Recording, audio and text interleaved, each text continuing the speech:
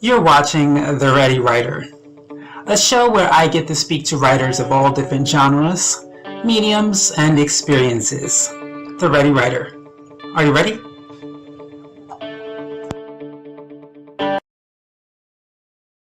Hello, and welcome to The Ready Writer. I am your host, Casey Bell, and today's guest is Veronica N Chapman. Veronica is a published author as well as the founder of Black Baby Books and Black Children's Book Week. Let's get this show started.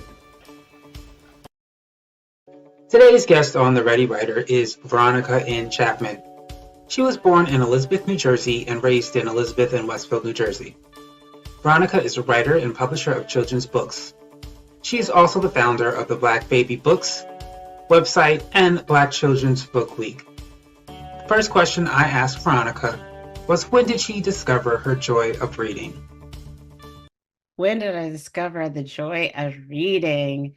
It had to be like around elementary school, but honestly, I didn't have necessarily the joy of reading books myself, but my aunt Louisa, she used to read to me and my cousin. And she was always so animated and she made it so fun and interesting. And she would make these like noises and she would act out each character. So I would say like I found that joyful listening to her um act out these characters and read these books. And I think like it wasn't until middle school through high school I really loved mystery novels.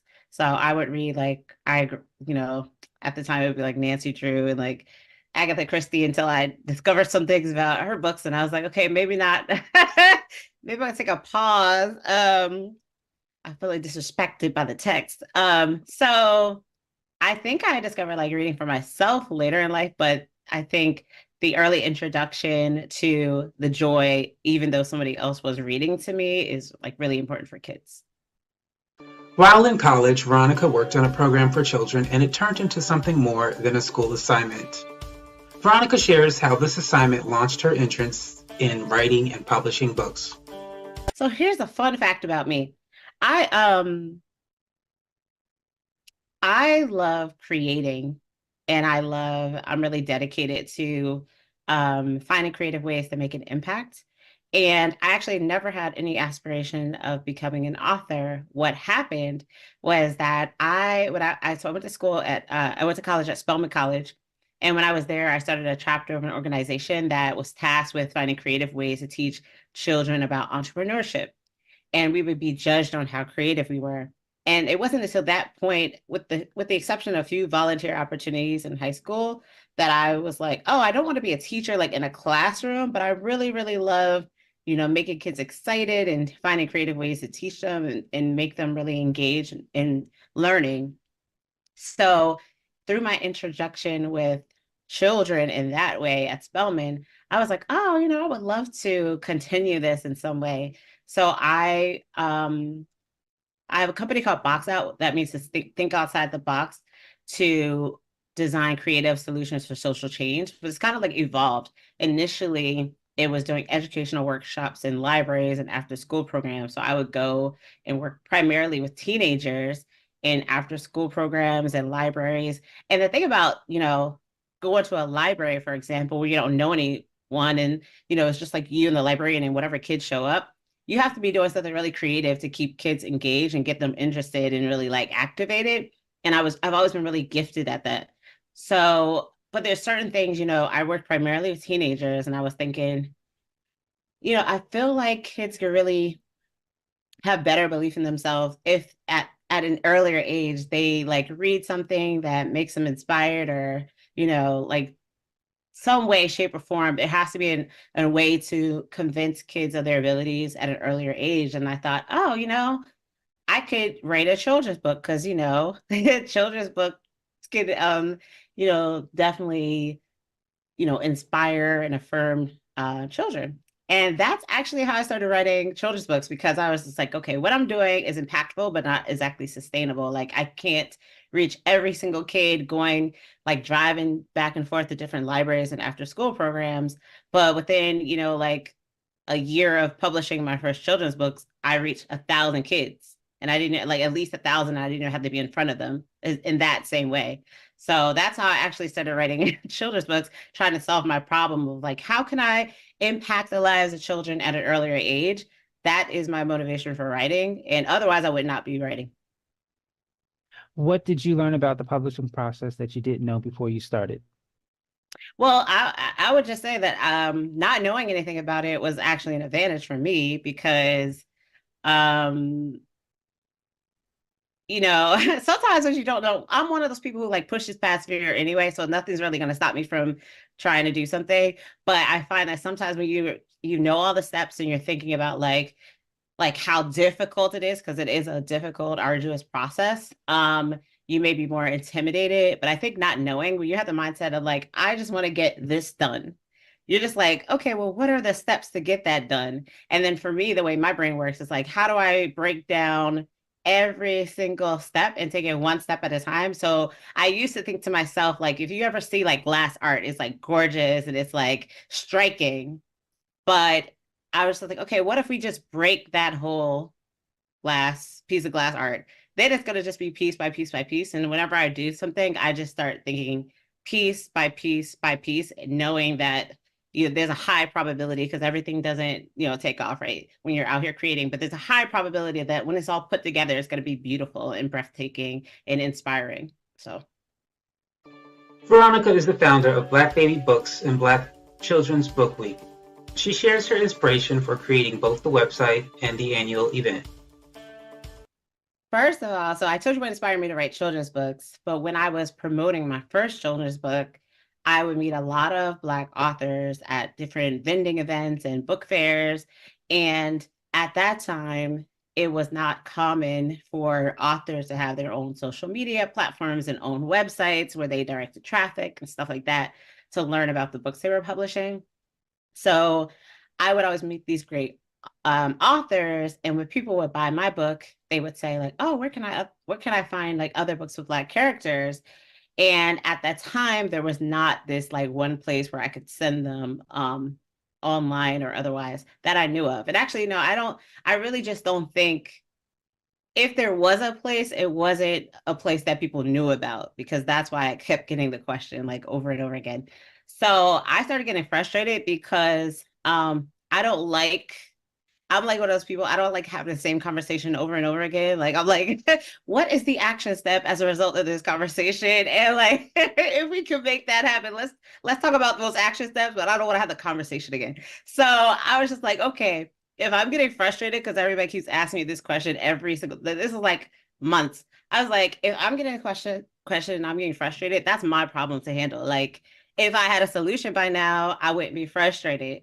So then I was like, girl, you're going to have to just build this platform, because next time somebody asks you, you're going to have a solution, because if you get frustrated, it's going to be your fault, not their fault, because they don't even know you. They're just meeting you, you know? So that's when I launched Black Baby Books, because I was like, yeah, I'm going to have a solution.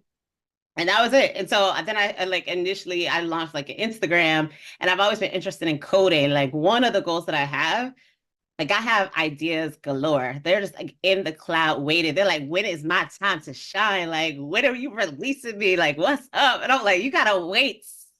Like, because sometimes, so for example, like sometimes I was launching something totally different. And then this children's book idea came to my mind. It was a totally different industry, it was a product, it was a whole different thing. And I had gotten accepted into an accelerator and had money invested, like just like money I had won in pitch competitions for this other idea. But then this idea for a book came, and then it just kind of like took over everything. And like I was at a crossroads. Like I was in a coding class, I was doing all these things, and I was at a crossroads, and I was like, okay, you're gonna have to decide, because you're one person. You can't do it all right now. You're gonna have to space it out. So I was like, this book is calling me. So I'm gonna go do this book. But then I just saved everything. Like I just like have like pitch decks for it. It's like in the cloud chilling. So then I came out with the book. Then you're so when you act on ideas, and I actually have this like workshop I designed called Action Over Everything. And it's about the importance of acting on your ideas, because one, a lot of times you can't anticipate the impact of them. And then two, if something like if an idea is haunting you, and if you are someone who like lives a life that's not totally about you, it's about impact, it's about like what you can contribute, then sometimes you're called to do something. So I was like, okay, well, this keeps talking to me. Let me go ahead and do that. And then that gets Black baby books, because then people are like, oh, well, what else? And I was like, okay, so then let me do that. And then it just keeps building from there. So I'm like, oh, what's next? And then what ended up happening next was, which you're probably going to ask me about, is I had this platform, Black baby books. And I was just like, all right, having platforms are nice. Having followers that's cool. Like, okay, anybody could get followers. Anybody could do that. But what can you do with it? Like, what can you do? Like, if you have a platform that's already committed to children, already committed to representation, like, let's do something else. Like, what can we collectively do? And so that's where the inspiration for Black Children's Book Week came, because I was like, I noticed like we live a lot of time online. Like we spend a lot of time online because maybe we're being distracted, or we just, whatever it is, maybe we're looking for distraction. I don't really know exactly how we get sucked in, but we get sucked in. And, with people, like all the tragedies that happen in this world. And like sometimes I'm the kind of person, I'm like, oh, why are we stuck down here with these crazy people again? Like, why are we stuck down here? Like, why are these terrible people here? Like, why can't we just send them somewhere and have fun and love on each other? But no, they're here and we're all interconnected, so we're all affected. So on social media, like, especially as like when George Floyd was murdered, and like I still wasn't over Trayvon. Like I'm still not over Trayvon. Like I am still affected and impacted by things that have happened that are years past that I have not fully mourned. But I noticed that there was like a lot of collective mourning on social media. And I was like, well, you do a lot of collective mourning. You have people who are like, observing other people's like body types, feeling bad about their roles or back fat or, whatever. Like, how social media is. You're like, oh, look what they have. I was like, we need something more positive to do. Like we can collectively celebrate Black children. We can collectively celebrate the impact of Black children's books, and we can have some scheduled joy on the calendar. The world is going to world. There's some terrible things going on. I'm not going to front, like I haven't cried a couple of times, like the last few days even. Like it's just been wild. But I was just like, we got to have some joy. Otherwise, life is not fun without some sort of balance, So that was the motivation between Black children's, for Black Children's Book Week, is like, you have this platform that already celebrates representation. You have these authors as part of your network and people like educators, parents, and we all want something fun to do. So that was a reason for launching like Black Children's Book Week. Black Children's Book Week, although is an annual event, people can support the ideas year-round. Veronica shares how you can support Black Children's Book Week. Black Children's Book Week is a week to celebrate Black children and the power of the representation in children's books, especially in other children's media.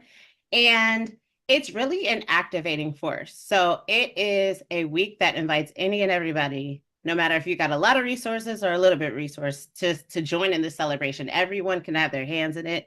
So what ends up happening is that some people may choose to host an event. So that's one option. And they may be a library, a school. Churches have had book drives for their local communities, or, all different types of organizations have hosted different things. Authors may do readings. There's been a lot of like author networking to collaborate to host events. So that's one thing you can do. I also include, because listen, like I have a lot of joy in my heart, and when I'm out in the world, I'm usually smiling. Like if I'm not smiling, it's probably something. I'm human, so something must be wrong. But when I'm out in the world, I don't really meet strangers. I'm just out here chatting with people. So I tell people, like, listen, if you in Walmart or Target and you see some Black children, and just give them a little smile. That's listen, who doesn't like nothing creepy, just like, how you look as a kid, you see somebody and they look like happy to see you. That's affirming and it's loving. And so I said, even that's a way to celebrate Black Children's Book Week. Also, people can, I don't know, some families still have like family reunions or something like that, but some families maybe live close, or some families may live far. But I also say, like, you can go to the library, check out a Black children's book. That's another way to celebrate. And you can host a reading for the children in your family. You can say like, hey, everybody, bring the cousins, bring the nieces, the nephews, the, play cousins. Cause we all, I got siblings, play cousins. I got everybody. So, bring everybody and, read a book to them. So again, it doesn't cost you anything. You check out a book from the library.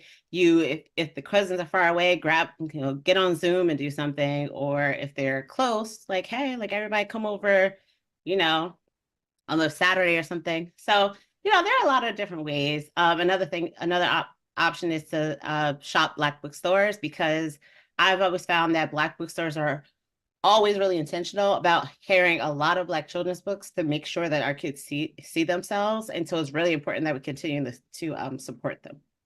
Even though this is a year-round event, thing we should be doing, specifically Black Children's Book Week, when is it? It starts the last Sunday in February every year. For more information on Black Baby Books and Black Children's Book Week, you can go to blackbabybooks.com or go to blackchildrensbookweek.org. blackchildrensbookweek.org or blackbabybooks.com/BCBW. That is all the time we have for you today on The Ready Writer. I would like to thank you, the audience, for taking the time to watch. And of course, I want to thank our guest, Veronica N Chapman. Thank you, and have a great day.